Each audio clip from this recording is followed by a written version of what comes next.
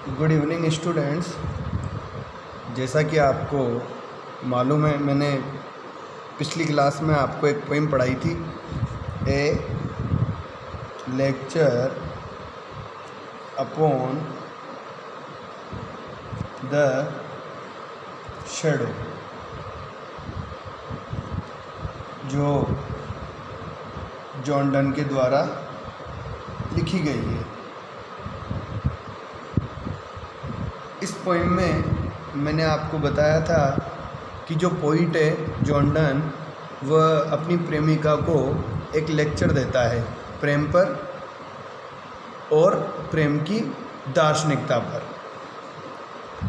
According to poet in this poem, the poet says that the love beloved should not decrease or fade with the passage of time. इस poem में poet अपनी प्रेमिका को lecture के माध्यम से loves की फ़िलोसॉफी समझाता है कि प्रेमी और प्रेमिका का जो प्रेम होता है वह समय के साथ, समय गुजरने के साथ कम नहीं पड़ना चाहिए। तो मैंने आपको बताया था कि कवि इसमें परछाइयों के माध्यम से जो इग्नोरेंस बिटवीन टू लवर्स, परछाइयों के माध्यम से वो हमें समझाना चाह रहा है, तो हम इस बात को भी प्रैक्टिकली समझ सकते हैं। जैसे कि there are two person in this poem. First, the poet who is lover, and second his beloved. तो इस पोइम में कवि अपनी प्रेमिका से कहता है कि प्रारंभ में जब वे साथ साथ चलते हैं तो वो अपनी प्रेमिका से बोलता है कि ये जो समय है जो हमने साथ साथ बिताया है, इसमें 3 आवर्स वे साथ बिताते हैं। तो यहाँ पर 3 आवर्स के बिताने का मतलब है लाइफ जो स्पेंड हुई है। तो प्रारंभ में क्या होता है, सन,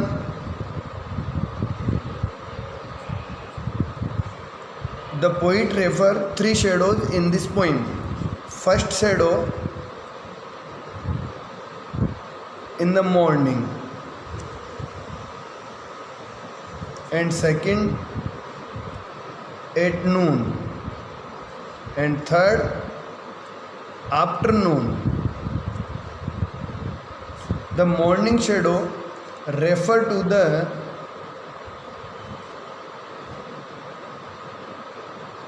beginning of love,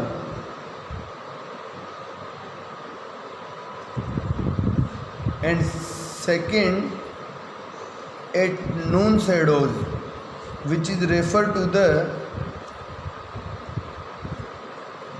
constant state of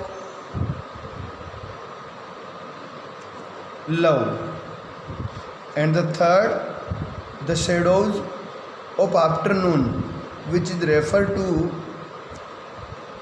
the decreasing of love। तो जैसा कि हम जानते हैं, प्रारंभ में जब सूर्य उदित हुआ तो इन दोनों की जो परछाइयाँ थी वे लंबी थी। तो जैसे जैसे सूर्य उदित होता गया ये परछाइयाँ कम होती गई, अर्थात इन दोनों के बीच में shadows refer to the ignorance. Shadows इसमें पोइम में संकेत कर रही है अज्ञानता की ओर, बिटवीन टू लवर्स, 2 प्रेमियों के बीच। प्रारंभ में जब सूर्य उदित हुआ तो ये परछाइयाँ लंबी थी, और धीरे धीरे जैसे सूर्य ऊपर आता गया, एंड एट नून, दोपहर में जब सूर्य बिल्कुल इनके सिर के ऊपर था तो परछाइयाँ बिल्कुल डिसअपियर हो चुकी थी, अर्थात इनका जो प्रेम था वह एक उच्चतम अवस्था पर पहुंच गया था, हाईएस्ट डिग्री इनके प्रेम ने प्राप्त कर ली थी। अर्थात जो शेडोज थी which is refer to ignorance or finish between these two lovers, इन दोनों प्रेमियों के बीच में जो अज्ञानता थी वो पूरी तरह समाप्त हो चुकी थी। लेकिन कवि अपनी प्रेमिका को कहता है कि यदि दोपहर के इस क्षण में हम नहीं ठहरते हैं, दोपहर के क्षण में हम नहीं ठहरते हैं। दोपहर का क्षण जिसमें उन्होंने क्या प्राप्त कर ली थी, उच्चतम अवस्था प्राप्त कर ली थी अपने प्रेम की। तो वो अपनी प्रेमिका को कहता है कि दोपहर के इस क्षण में यदि हमारा प्रेम नहीं ठहरता है तो फिर क्या होगा, जैसे ही सूर्य आगे बढ़ेगा यहाँ से जैसे ही सूर्य आगे बढ़ेगा, they make new shadows in opposite direction behind them salvage. जैसे ही सूर्य आगे बढ़ेगा तो वे परछाइयाँ बना लेंगे, नई परछाइयाँ बना लेंगे बिल्कुल विपरीत दिशा में, जो बिल्कुल इनके पीछे होगी।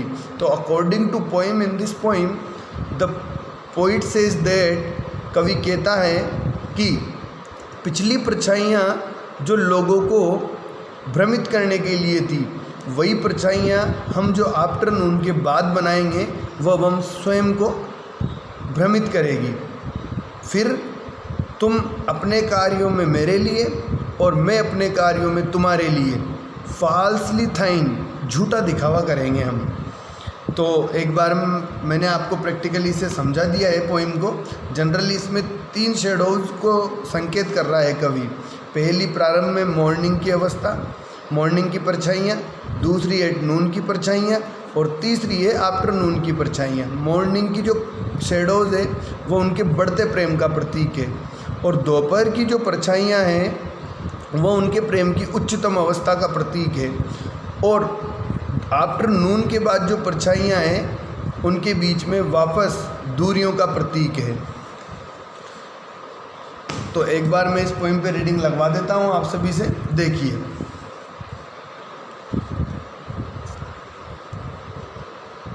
स्टैंड स्टील, शांत व स्थिर खड़ी रहो। कवि अपनी प्रेमिका से कहता है कि stand still and I will read to thee, शांत व स्थिर खड़ी रहो और मैं तुम्हारे लिए पढ़ूँगा। ए लेक्चर यानी एक व्याख्यान, अब लव यानी प्रेम का, इन लव्ज फिलोसॉफी, प्रेम की दार्शनिकता पर। दीज 3 आवर्स, ये 3 घंटे, डेट वी हैव स्पेंट, जो हमने बिताए हैं। वॉकिंग ईयर, यहाँ पर चलते हुए। 2 शेडोज़ वेंट, 2 परछाइयाँ चली है। तो यदि आपसे एग्जामिनर प्रश्न पूछ लेता है what do shadows mean in this poem, इस पोइम में शेडोज़ का मतलब क्या है, तो आपका आंसर होगा shadows mean the ignorance between the lovers, they do not know well each other. अर्थात परछाइयों का मतलब है अज्ञानता से जो 2 प्रेमियों के बीच में है।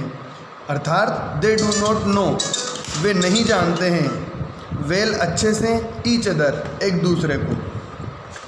तो वह कह रहा है 2 शेडोज, जैसे जैसे वे चले 2 परछाइयाँ उनके साथ चली, अलोंग विद अस, हमारे साथ चली, which we ourselves produced, जिन्हें उन्होंने स्वयं उत्पन्न किया है। लेकिन now the sun is just above our head, लेकिन सूर्य बिल्कुल हमारे सिर के ऊपर है। We do those shadows tread, और अब हम उन परछाइयों को कुचल रहे हैं। अर्थात दीज शेडोज आर डिसअपियर्ड, अर्थात वे इन परछाइयों को कुचल रहे हैं। तो this is the degree of highest love of their love and do to brave clearness, और साहसपूर्ण स्पष्टता से ऑल थिंग्स आर रिड्यूस्ड, सभी चीज़ें, सभी बातें आर रिड्यूस्ड, कम हो रही है। Reduced is refer to the decreasing. So whilst, इसीलिए जैसे जैसे our infant love means beginning of love, प्रेम की शुरुआत, अर्थात जैसे जैसे उनके आरंभिक प्रेम में डिड ग्रो, वृद्धि होती गई, डिस्गाइजेज डिड, दिखावा, एंड शेडोज और परछाइयाँ, फ्लो, दूर होती गई, फ्रॉम अस यानी हमसे, एंड अवर केयर्स, और हमने उनकी परवाह करना छोड़ दिया। But now this not so, लेकिन अब ऐसा नहीं है। That love Heath,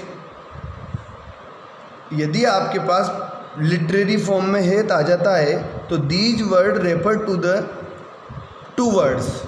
first here hath is refer to has और हेव। हमें कैसे मालूम होगा कि हेज या हेव है? According to the noun, subject के अकॉर्डिंग हम मालूम करेंगे कि ये हैज़ है या हैव है।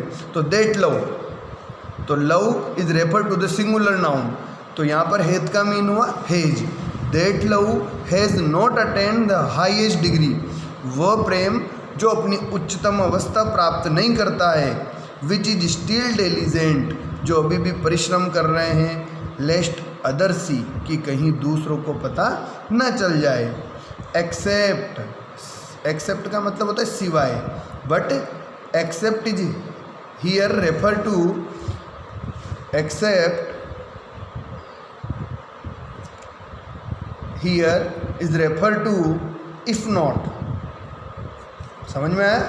Accept our love at this noon stay, कवि अपनी प्रेमिका को बोल रहा है कि यदि दोपहर के इस क्षण में हमारा प्रेम नहीं ठहरता है तो क्या होगा? वी शैल न्यू शेडोज, हम नई परछाइयाँ बना लेंगे।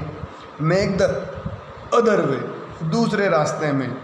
As the first were made to blind others, जैसे कि द फर्स्ट पहले वर मेड बनाई थी, टू ब्लाइंड दिग्भ्रमित करने के लिए, अदर्स यानी दूसरे लोगों को। दीज विच कम बिहाइंड, लेकिन अब जो ये परछाइयाँ हैं, विच कम बिहाइंड जो हमारे पीछे है, विल वर्क अपॉन अवर सेल्वे, जो हमारे लिए ही कार्य करेगी। एंड ब्लाइंड अवर आइज, और हमारी आँखों को क्या कर देगी? भ्रमित कर देगी। इफ़ अवर लव फेंट, यदि हमारा प्रेम कमज़ोर पड़ जाता है। एंड वेस्टवार्डली डिक्लाइन, और युवावस्था क्षीण होने के साथ क्या हो जाता है? कम हो जाता है।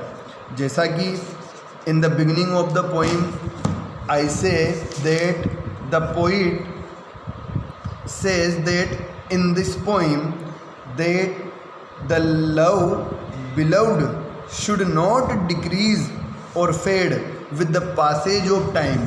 तो ये यहाँ पर वही लाइन इंडिकेट कर दी है, this is the main theme of the poem. इसमें कवि कह रहा है कि समय गुजरने के साथ हमारा प्रेम कमज़ोर नहीं पड़ना चाहिए। वो प्रेम नहीं होता जो समय गुजरने के साथ कमज़ोर पड़ जाए। इफ़ अवर लव फेंट, यदि हमारा प्रेम कमज़ोर पड़ जाता है। एंड वेस्टवार्डली डिक्लाइन, अर्थात युवावस्था का क्षीण होना, मतलब समय गुजर जाना। जिस तरह ज़िंदगी लाइफ गुजरती जाती है उस तरह हमारा प्रेम कमज़ोर नहीं पड़ना चाहिए। समय गुजरने के साथ जो प्रेम कमज़ोर पड़ जाए वह ट्रू लव ना है। तो कवि कहता है इफ़ अवर लव्स फेंट, यदि हमारा प्रेम कमज़ोर पड़ जाता है। एंड वेस्टवार्डली डिक्लाइन, और युवावस्था के साथ क्षीण हो जाता है। टू मी दाउ, तो फिर मेरे लिए तुम।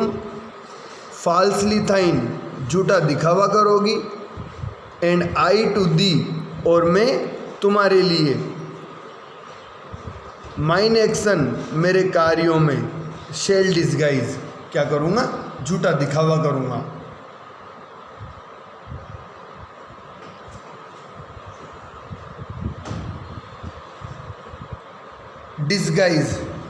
डिस्गाइज यहाँ पर जो वर्ड आया है, यदि आपसे एग्जामिनर पूछ लेता है what do you understand by disguise, आप डिस्गाइज से क्या समझते हैं, तो आपका आंसर होगा ये सब जो मैं आपको एक्सप्लेन कर रहा हूँ वर्ड, ये सब मैं आपको क्वेश्चन आंसर लिखवा दूंगा अगली क्लास में। Disguise here means regarding the hiding of the feeling, thoughts and emotions. Disguise जो शब्द है यहाँ पर, जो ये डिस्गाइज जो शब्द है ये संकेत कर रहा है कि डिस्गाइज का अर्थ है हाइडिंग ऑफ फीलिंग्स, भावनाओं को, विचारों को और अपनी भावों को छिपा लेना, उसकी ओर संकेत करता है। बट देखते हैं एक बार फिर से आगे से। एंड कवि कहता है कि इफ़ अवर लव्स फेंट, यदि हमारा प्रेम कमज़ोर पड़ जाता है। एंड वेस्टवार्डली डिक्लाइन, और युवावस्था के साथ क्षीण हो जाता है। टू मी दाउ, तो मेरे लिए तुम। फाल्सली थाइन, झूठा दिखावा करोगी।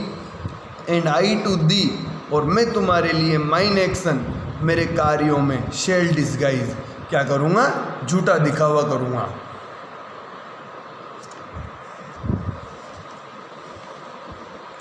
The morning shadows were away, सुबह की परछाइयाँ जा चुकी है। But these grow longer all the day, लेकिन ये पूरे दिन लंबी होती रहेगी। और लंबी होने का मतलब है उनके प्रेम के बीच में वापस अज्ञानता, दूरियां। But O love day is short, प्रेम का दिन बहुत छोटा होता है। इफ़ लव डिके, यदि प्रेम क्षीण होता है। लव इज़ ए ग्रोइंग, प्रेम बढ़ता हुआ रहना चाहिए। और फुल कॉन्स्टेंट लाइट, या फिर पूर्ण स्थायी प्रकाश होना देना चाहिए। एंड हिज फर्स्ट मिनट, और इसका प्रथम मिनट, आफ्टरनून, दोपहर के बाद, इज नाइट, रात्रि होता है। फ्रेंड्स, आप सभी बच्चों के पास टेक्स्ट बुक है। जिस तरह मैंने अकॉर्डिंग वर्ड टू वर्ड आपको एक्सप्लेन किया है, मीनिंग बताया है। मैंने पिछली क्लास में आपको ये पोइम मैंने बता दी थी अच्छे से। फिर भी यदि आपको कोई डाउट हो तो मुझसे पूछें, कल मैं आपको इससे रिलेटेड सभी क्वेश्चन एक्सप्लेन कर दूंगा। ठीक है।